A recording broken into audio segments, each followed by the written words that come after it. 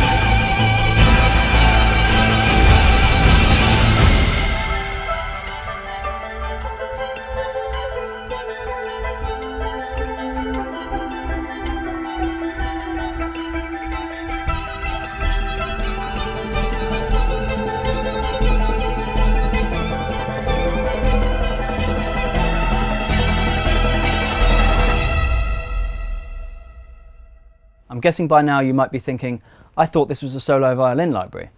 Now, although I have done some things in this track that are a bit off the wall, I promise you there's a violin all over it. So let's get into the details.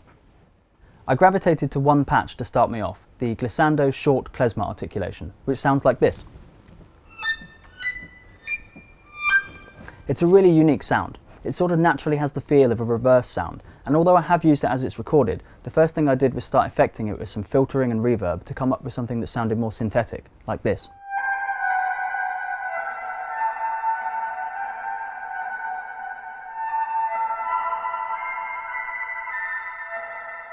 That sound comes in a bit later.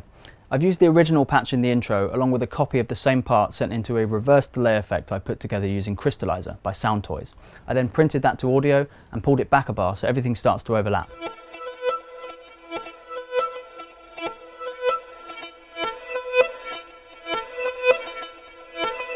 We also start the track off with some of the rhythm patches and unpitched articulations, like the staccato chop and some of the scratchy unpitched patterns, all with filters and delays on them too.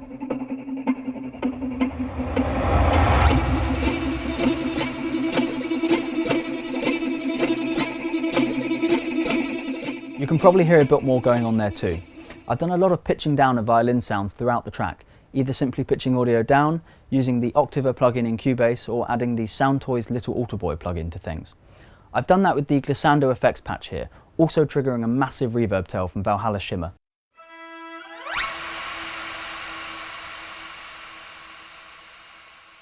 The staccato chop has a duplicate that's pitched down an octave to add even more grit to the sound. And then I've made a riser, which started life as the staccato swish medium patch, which sounds like this. which has then been pitched down about 3 octaves, some of those without time correction, to get this. And then that goes through some distortion, some added top end and some reverb, all to end up like this.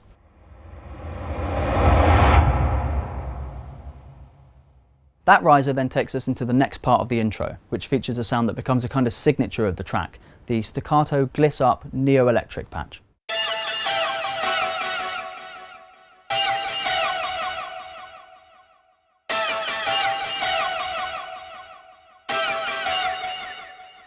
You can hear that's also got lots of effects on it, but what I also did was add a reverb to this with a 100% wet setting, then render that to audio. What I wanted to end up with was this very quick tremolo tail coming out of the sound, so I used the Cubase Tremolo plugin along with a high-pass filter to get something like this.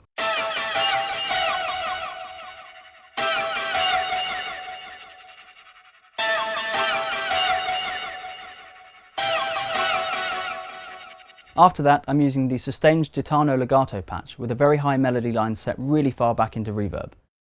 This is probably a good point to show off everything together, and then I can play some of the other elements of the track in isolation too. Here's everything from the Igudesman violin soloed.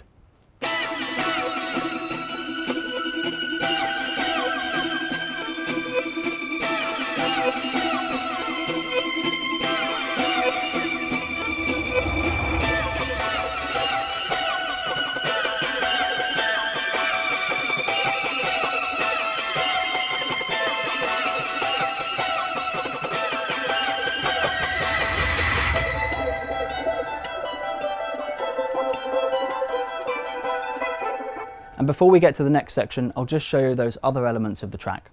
We've got a few synth patches made with UHC Zebra HZ and some percussion from Metropolis Arc 1, 2 and 3, and then some orchestral patches from some of the other orchestral tools libraries, a bit of Metropolis Arc 5 and some violin section sustains from the Berlin Strings and Modus collections.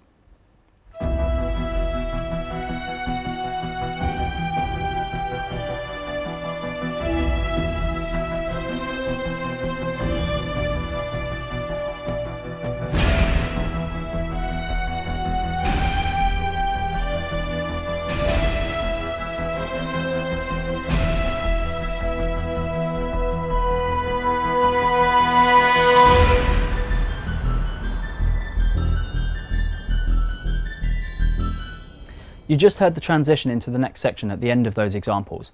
Alongside the violin patches, there's some metallic percussion from Metropolis Arc 2 and the Correns Harps Ensemble patch from the same library, playing a very high distant pattern. Let's look at the violin patches here though. The easiest way to look at this is probably to break it down into the sections the library gives you: neo-electric, standard articulations, rhythms and percussive unpitched. Starting with neo-electric, I've made a pad using the soft neo-electric sustains, which filters up and into the little breakdown before the louder section later in the track.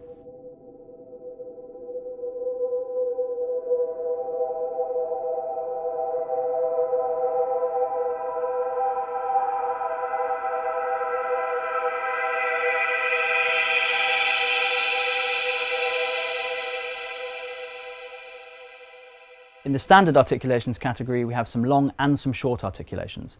There's a melodic line on the sustained Gitano legato patch. I really love the soft layer on this with the mod wheel down, so I've given it loads of gain to get it into the foreground.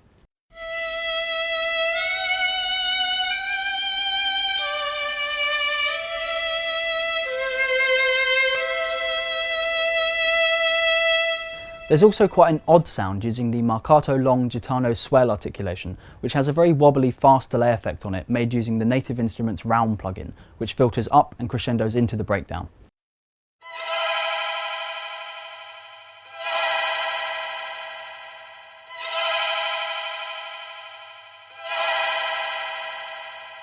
Now onto the shorts. There's some of the more regular sounding Gitano staccatos in here, but first I've made a texture using a really cool articulation, the pizzicato button patch.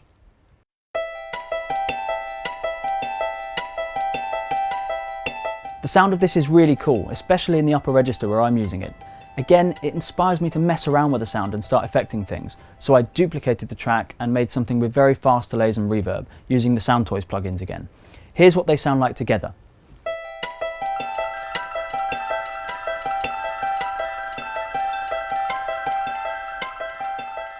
I want to show off some of the filtered stuff here, using the rhythms patches and those affected glissando short klezmer sounds I played earlier on. I've used both unpitched and pitched rhythms using the pattern 2 articulation. I like this because even though the pattern is in 4/4, it's quite easy to program up something that works in a different time signature. In this case I've moved into 7/8.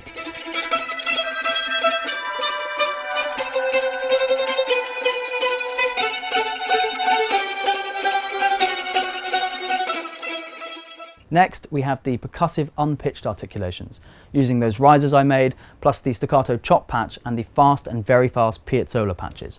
I've also added a very affected sound made using the Patterns 2 patch and a very short delay time using the Cubase stereo delay, which makes quite a robotic sound. Here's what all of that sounds like in the 8-bar breakdown section.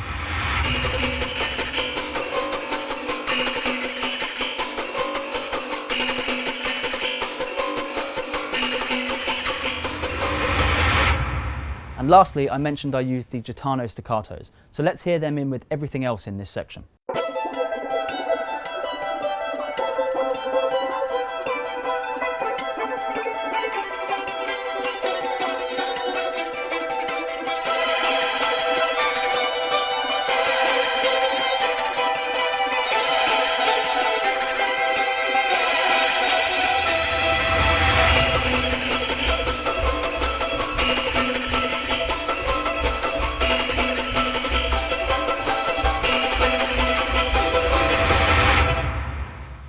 Okay, now things get very loud.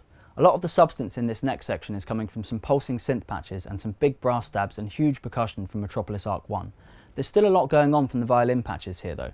We have that signature delayed staccato gliss up neo-electric sound from earlier on in the track, and I've doubled that part with the Gitano staccatos and then the marcato long Gitano accented patch, which really bites through, which I promise is needed because elsewhere there's a lot of distortion that's been added. But the most obvious thing in this section is the huge lead line, which is on the Sustain's neo-electric articulation. The way this is played already makes it sound like an electric violin, and so you're probably sensing the theme here. I've pushed it even further in that direction using distortion from Soundtoys Decapitator. It's an amazing sound, but fair warning before I play this, it's very loud.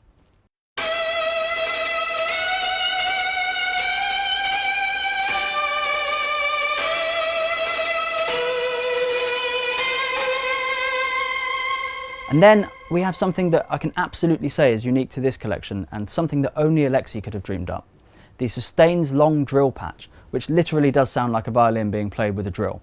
Bizarrely, I'm using this as a lower harmony to that devastating neo-electric lead line.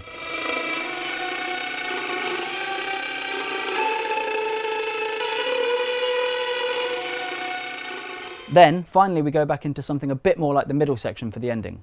We have a few of the same elements from before, but there's a new polyrhythmic pattern using the Gitano staccatos, some doubling of the descending line on the marcato long Gitano accented patch, the marcato long Gitano swell with some delay on it, swelling into this section, and then the soft sustained legato, which I filtered so it sounds like an underwater pad. Here's all of the violin articulations in together at the end of the piece.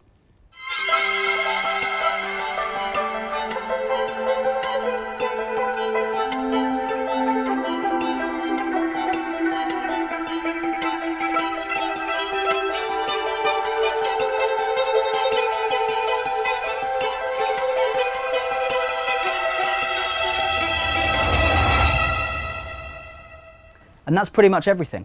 I hope you found this useful. I had loads of fun writing with this library and letting it inspire me to think outside the box and come up with sounds I wouldn't have dreamed of without some help from Alex Igudesman. This library has so much energy and creativity to offer, so I definitely recommend heading over to the Orchestral Tools website to check out the other walkthrough videos and audio demos to get the full picture of just how much this collection is capable of. I hope you enjoyed this and I hope it inspires you to make some cool music. See you on the next one.